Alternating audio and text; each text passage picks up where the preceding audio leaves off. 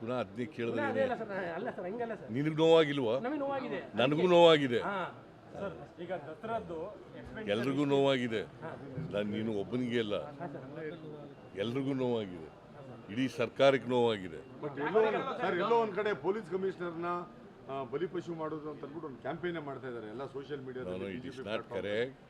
ಈಗ police commissioner ಒಬ್ಬರೇ ಎಲ್ಲ ಸಸ್ಪೆಂಡ್ ಆಗಿದೆ, 5 ಜನ ಸಸ್ಪೆಂಡ್ ಆಗಿದ್ದಾರೆ. ಇಂಟೆಲಿಜೆನ್ಸ್ನವ್ರನ್ನ ಬದಲಾವಣೆ ಮಾಡಿದ್ದೀವಿ.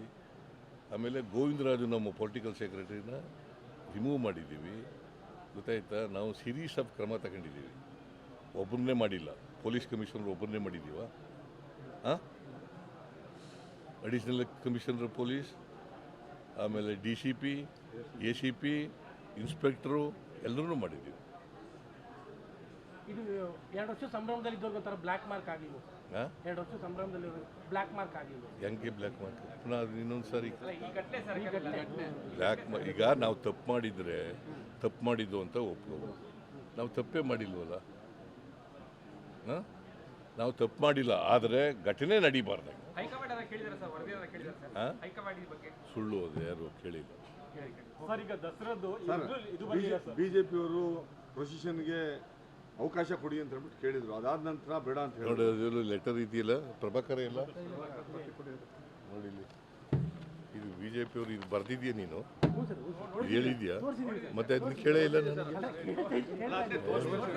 ಬರೀ ಇದನ್ನೇ ಕೇಳ್ತಾ ಇದೆಯಾ? ನಿಮ್ಗೆ ಬೇಸರ ಆಗಿದೆಯಾ? ನಿಮ್ಗೆ ನೋವಾಗಿದೆಯಾ? ನಿಮ್ಗೆ ಇದಾಗಿದೆಯಾ?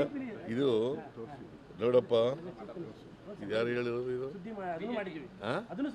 ಅದು ಸುದ್ದಿ ಮಾಡಿದ್ವಿ, ಬರೀ ಸುದ್ದಿ ಮಾಡಿದ್ಯಾ ಅಷ್ಟೇ.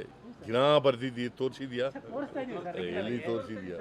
ನೋಡಪ್ಪ, ಹಲವಾರು ವರ್ಷಗಳ ಅಭಿಮಾನಿಗಳ ಕನಸನ್ನು ಈ ವರ್ಷ ನನಸು ಮಾಡಿದೆ. ಯಾರು ಹೇಳ್ತಾ ಇರೋದು? ಬಿಜೆಪಿ ಕರ್ನಾಟಕ. ಆದರೆ ತೆರೆದ ಬಸ್ನಲ್ಲಿ ಆಟಗಾರರ ವಿಜಯೋತ್ಸವಕ್ಕೆ ಅನುಮತಿ ನಿರಾಕರಿಸುವ ಮೂಲಕ ಆಕಸ್ಮಿಕ ಗೃಹ ಸಚಿವ ಅವರು ತಾವೊಬ್ಬ ಅಸಮರ್ಥ ಹಾಗೂ ಅದಕ್ಷ ಎಂಬುದನ್ನು ಮತ್ತೊಮ್ಮೆ ಸಾಬೀತುಪಡಿಸುತ್ತದೆ. ಯಾರು ಹೇಳಿರೋದು? ಈಗೇನು ಹೇಳ್ತಾ ಇದ್ದಾರೆ? ಇದು ಹೇಳ್ತಾ ಇದ್ದಾರಾ?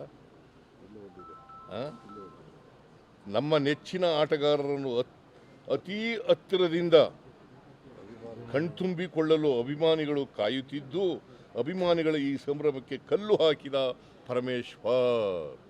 ಯಾರು ಹೇಳಿರೋದು? ಹೌದಾ?